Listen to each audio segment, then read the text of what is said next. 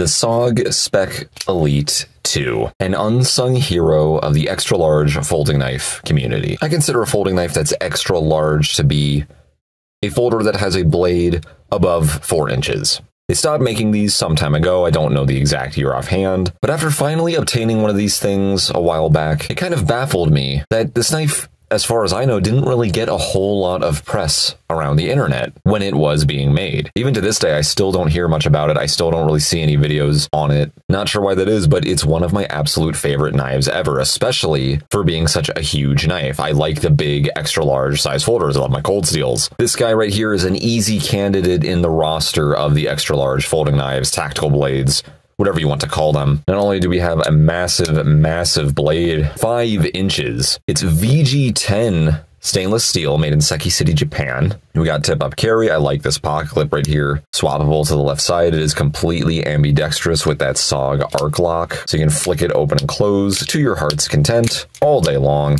But not only is this fun, like Spyderco cage ball bearing lock, the Benchmade access lock, etc., it's extremely functional. It's a very, very strong locking mechanism. Side actuating locking mechanisms are inherently very strong. They're certainly stronger than liner locks. I argue faster. I argue safer, because in order to close these things, you don't have to put your fingers anywhere inside of the channel where the edge will recess itself into.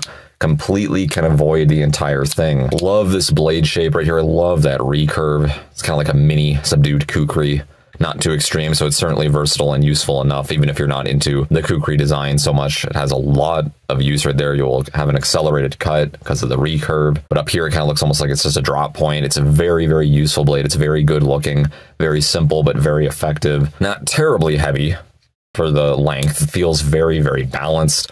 Very simple design. I like the ergonomics right here. It's just grippy enough. Doesn't feel too aggressive or too sandpapery, but it's not too slick either. It's right in that sweet spot. We got very functional jimping right here all around it, although it's kind of janky the way they set this up. You can't use all of the jimping. You have to scoot your thumb all the way up here to make use of it. But we still have good jimping on the handle scales themselves. A lot to hold on to. Extremely fast, great blade steel. I don't hear VG10 talked about too much these days, in 2023 anyway, but it was the talk of the town back in the day, and especially back when this knife was being made.